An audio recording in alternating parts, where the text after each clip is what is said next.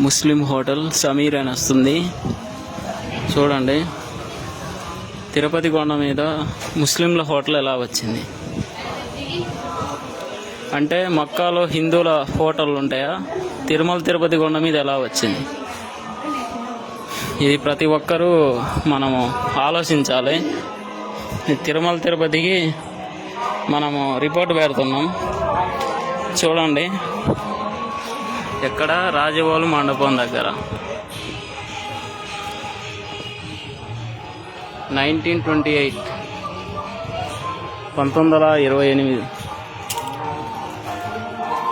ఇక్కడనే చూడండి.